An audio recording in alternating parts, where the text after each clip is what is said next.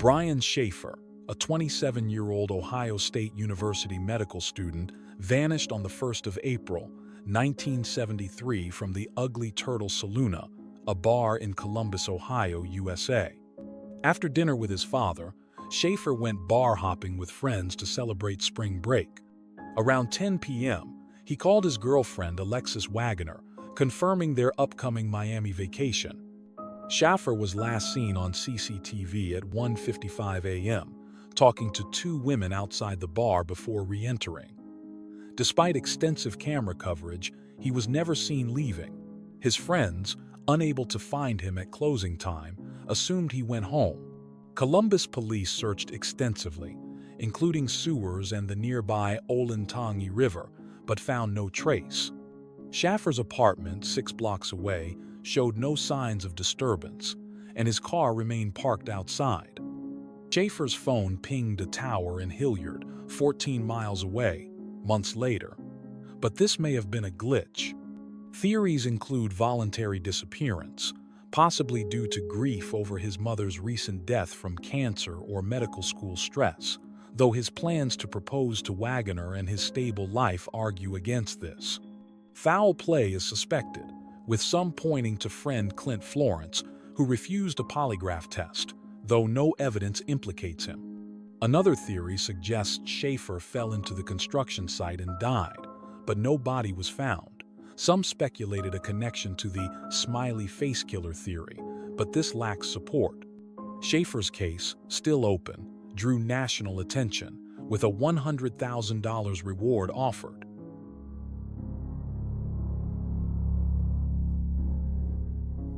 Madeleine McCann, a 3-year-old British girl, disappeared on May 3, 2007, from a holiday apartment in Praia da Luz, Portugal. Her parents, Kate and Jerry McCann, were dining at a nearby restaurant with friends, checking on Madeleine and her younger twin siblings periodically. At around 10 p.m., Kate discovered Madeleine missing from her bed, the window open and the shutter raised. The case became one of the most publicized missing person investigations in history. Portuguese police initially led the search, focusing on the resort area and surrounding regions. Despite extensive efforts, no solid evidence emerged. The McCanns faced intense media scrutiny and were briefly named suspects by Portuguese authorities in 2007, a status later lifted due to insufficient evidence. The investigation, criticized for early missteps, was reopened multiple times. British police launched Operation Grange in 2011, which continues with reduced funding. Several theories surround Madeleine's fate. The most prominent is abduction, supported by reported sightings across Europe and North Africa, though none were confirmed. Police investigated potential links to local burglaries or a planned kidnapping. Another theory suggests accidental death, possibly involving sedation or an accident in the apartment, followed by a cover-up, though no evidence supports this. Human trafficking has also been considered, given Portugal's location and reports of child trafficking networks, but no credible leads emerged.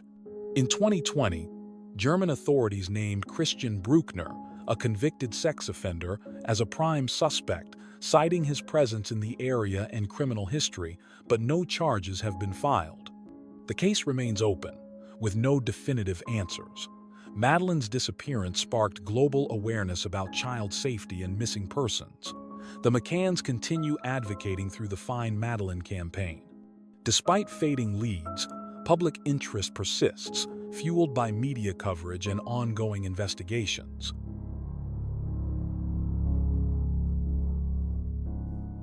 On the 24th of November, 1971, a man using the alias D.B. Cooper hijacked Northwest Orient Airlines Flight 305, a Boeing 727 traveling from Portland to Seattle.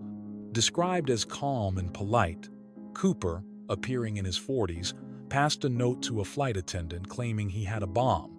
He demanded $200,000 in cash, 4 parachutes, and a refueling stop in Seattle. After releasing the 36 passengers in Seattle, Cooper kept the crew and ordered the plane to fly toward Mexico City at low altitude. Somewhere over southwestern Washington, he parachuted out with the ransom, vanishing into the stormy night. The FBI launched an extensive manhunt, one of the largest in U.S. history, but Cooper was never found. The case, known as Norjack, remains the only unsolved air piracy in U.S. history.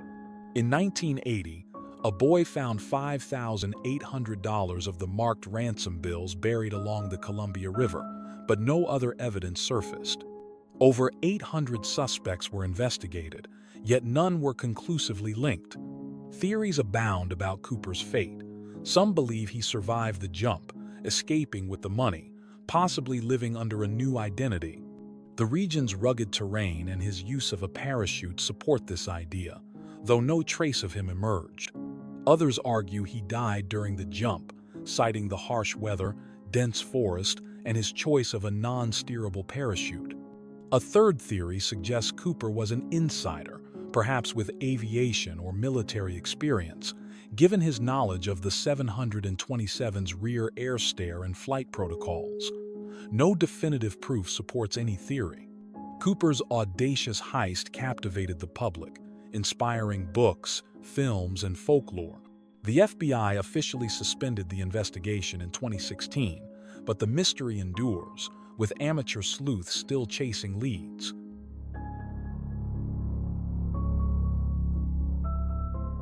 Amelia Earhart, the first woman to fly solo across the Atlantic in 1932, vanished in 1937 during an attempt to circumnavigate the globe. A pioneering aviator, she inspired millions with her courage. On the 2nd of July, 1937, Earhart and her navigator, Fred Noonan, left Lae, New Guinea, heading for Howland Island, a tiny Pacific atoll. This 2,556-mile leg was their most challenging. Their last radio message to the U.S. Coast Guard ship Itasca, near Howland, reported low fuel and difficulty finding the island. At 8:43 a.m., contact was lost. A $4 million U.S. search, covering 250,000 square miles, found no trace of Earhart, Noonan, or their Lockheed Electra. The official conclusion: they likely ran out of fuel and crashed into the sea. Several theories persist. The crash and sink theory, the most accepted, suggests the plane sank quickly in the vast ocean. Another claims they landed on Nikumaroro Island, supported by artifacts like a shoe, but no conclusive evidence. Some speculate they were captured by the Japanese in the Marshall Islands, though no records support this. A fringe theory proposes Earhart survived and lived as Irene Bolam, but this lacks proof. Earhart's disappearance remains aviation's greatest mystery. Extensive searches, including modern sonar expeditions, have yielded nothing definitive. Her legacy endures, inspiring aviators and symbolizing determination. The search for answers continues, driven by her fearless spirit.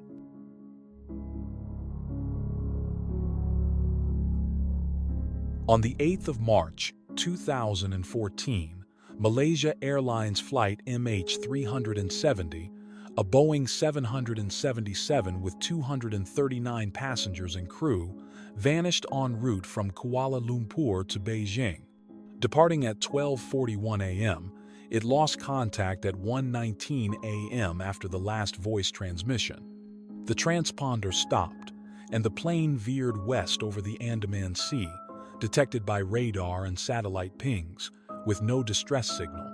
The main wreckage remains missing, making MH370 a major aviation mystery. Australia led a $150 million search across 120,000 square kilometers of the southern Indian Ocean. In 2015, a flaperon washed up on Reunion Island, and other debris appeared on African and Indian Ocean shores, confirming a crash. The fuselage and black boxes, vital for answers, were never found. A 2018 report cited insufficient evidence to determine the cause. Theories include hijacking, though no group or suspicious passenger was identified. Pilot suicide, linked to Captain Zahari Ahmad Shah's flight simulator showing a similar route, lacks conclusive evidence. Mechanical failure, like a fire or depressurization, is possible, but the deliberate course change suggests human action. Fringe theories, such as remote hacking or a military shoot-down, lack support. MH370's disappearance spurred global tracking improvements. Families seek closure, and Malaysia, Australia, and China may resume searches if new evidence emerges. The case remains unsolved, with the ocean hiding its secrets.